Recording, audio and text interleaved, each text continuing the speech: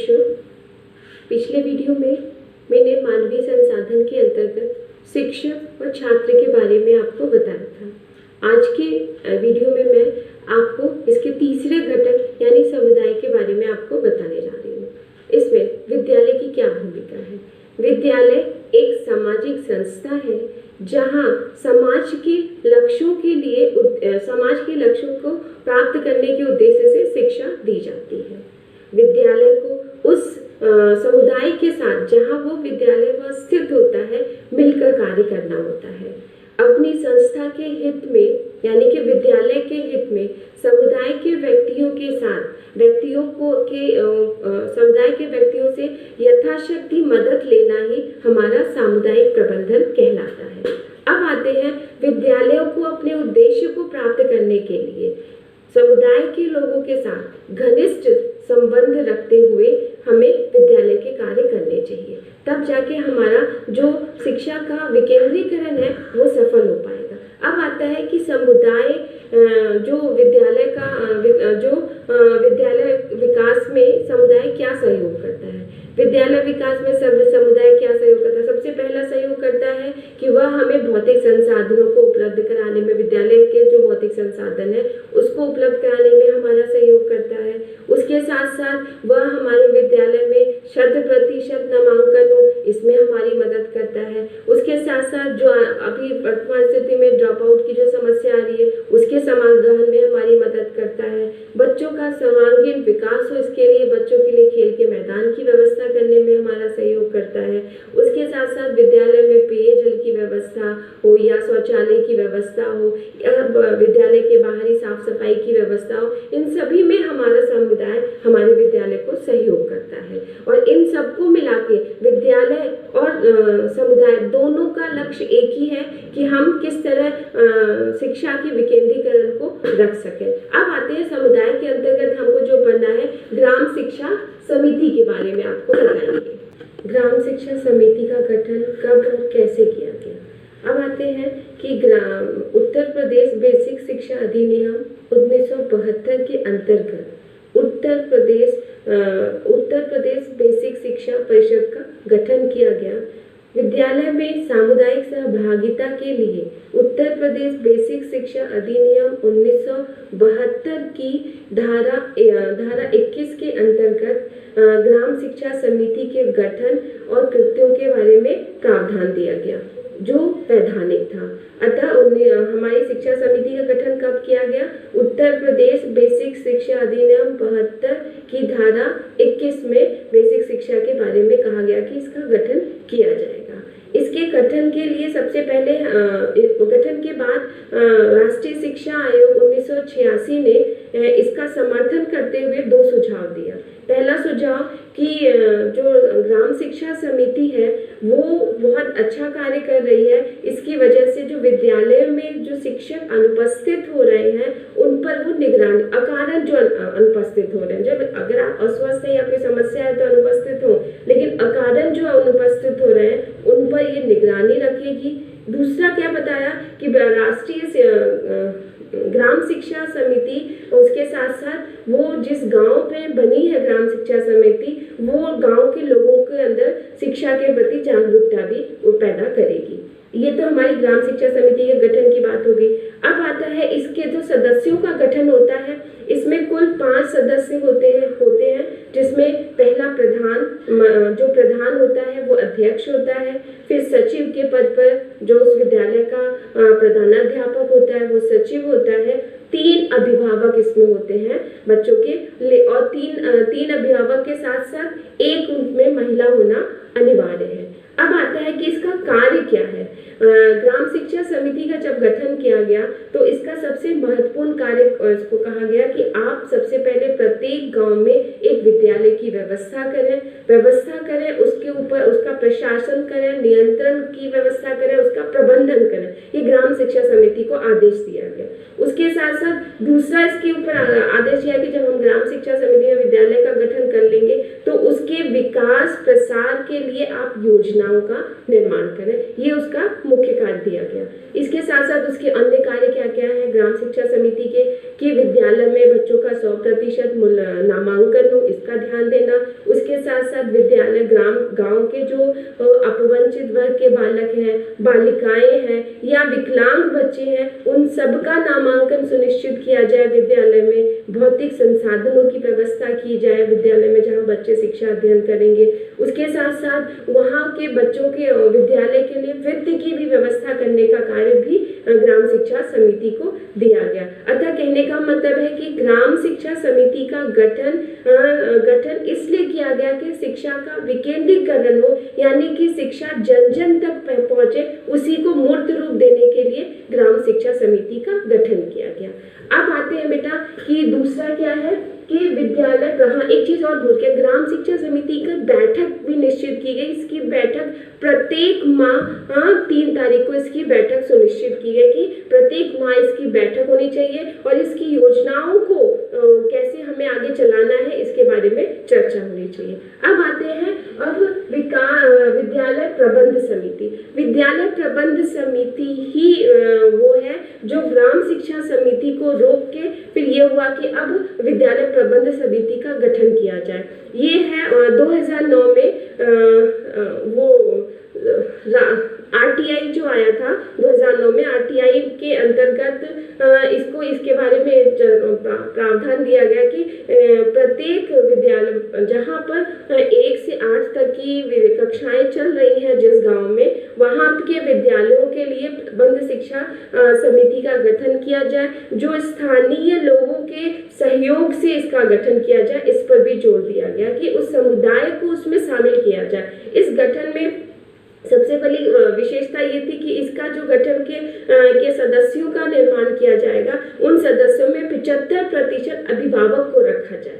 अब आता है ये लागू कब हुआ, कौन सा विद्यालय प्रबंध समिति 1 अप्रैल 2010 से लागू किया गया कि ये आज से अब ग्राम शिक्षा समिति का नाम बदल के इसका नाम रख दिया गया प्रबंध शिक्षा समिति।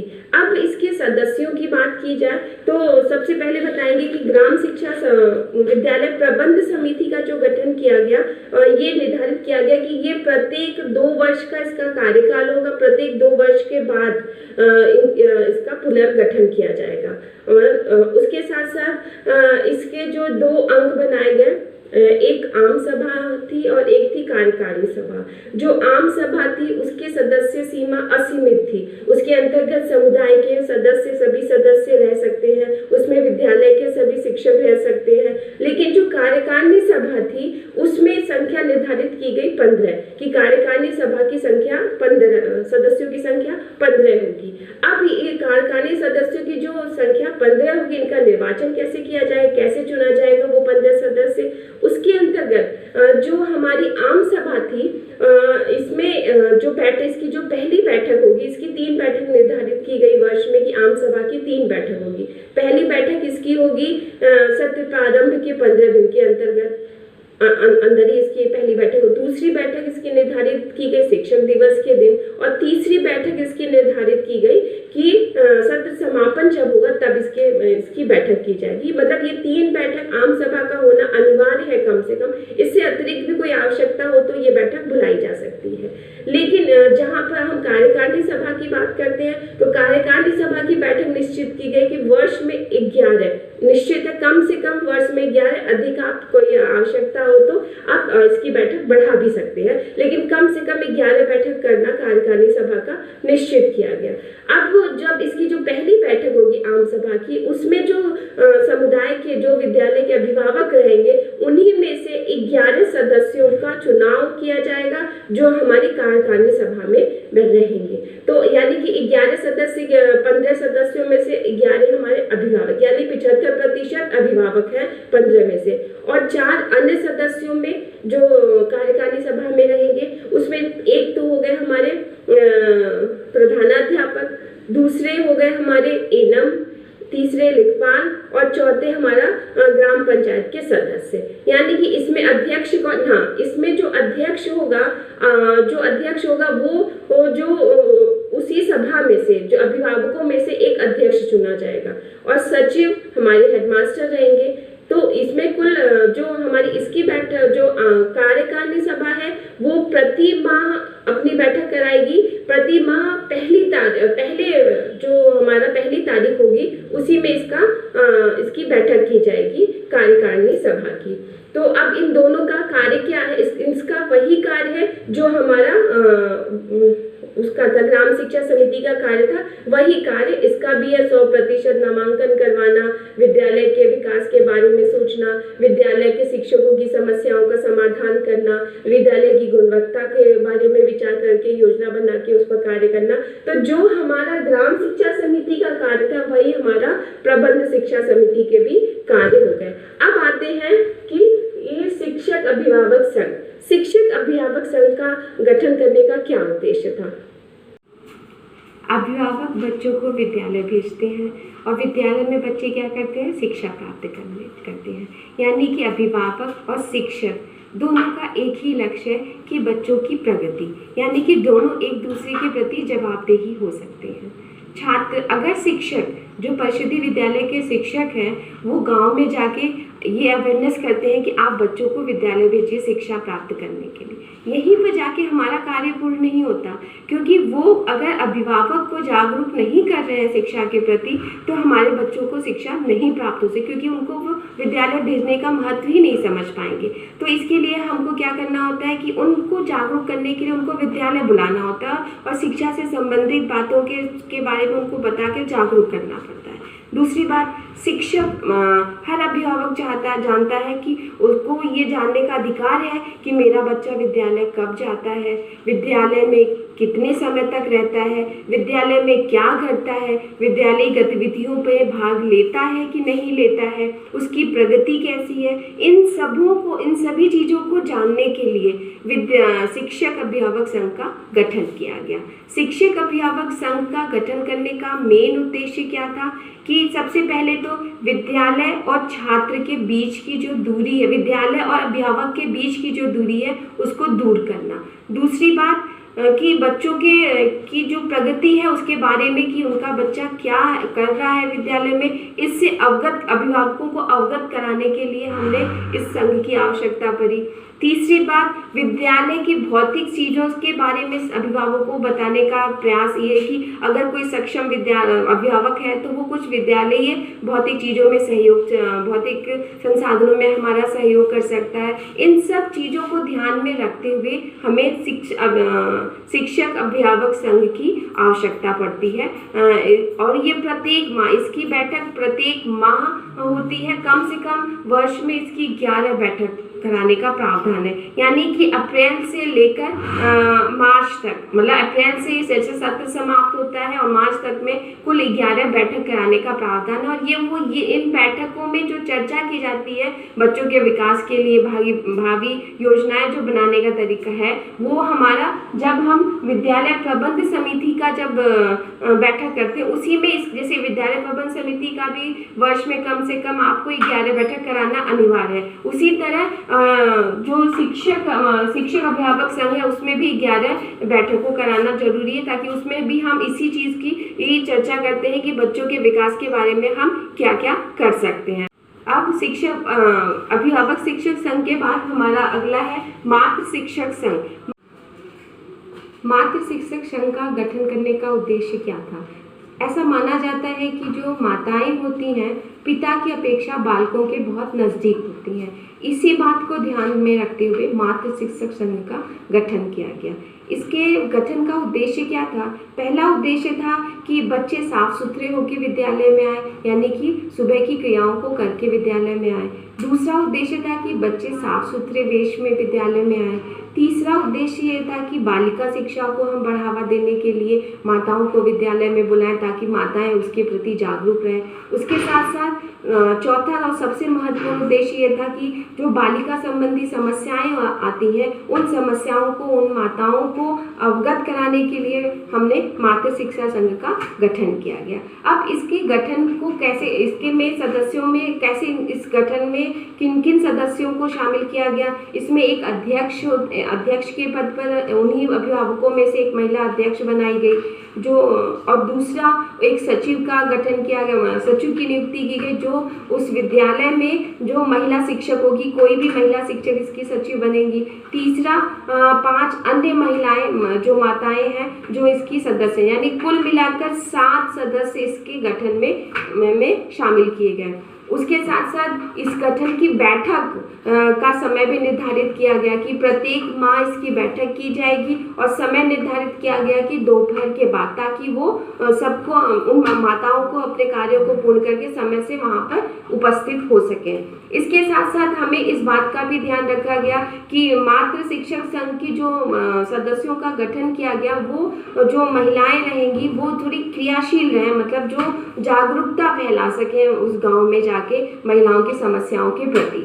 ये तो मातृ शिक्षक संघ के गठन का उद्देश्य। महिला प्रेरक दल की तरफ, महिला प्रेरक दल बच्चों इस वक्त बंद हो चुका है, ये अब कार्य नहीं कर रहा है, लेकिन जब महिला प्रेरक दल का गठन किया गया था उसके अंतर्गत कुछ महिलाएं गांव की जो बहुत एक्टिव महिलाएं थी, उन महिलाओं का एक दल बनाया गया था।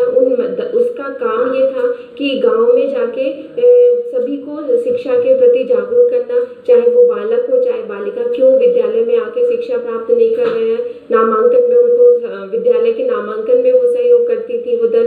वो गांव में जाके नुक्कड़ नाटक के माध्यम से या संगीत के माध्यम से शिक्षा की जागरूकता लोगों को फैलाती थी। उसके साथ साथ जो प्रौढ़ शिक्षा के लिए भी इन्होंने बहुत कार्य किया था इस दल ने, कि जो महिलाएं या पुरुष शिक्षा नहीं प्राप्त कर पाए हैं अपने समय के अनुसार, तो कुछ समय बाद अब बड़े होने पर उनको शिक्षा देने के लिए प्रौढ़ शिक्षा की व्यवस्था में भी इस दल ने बहुत काम किया था।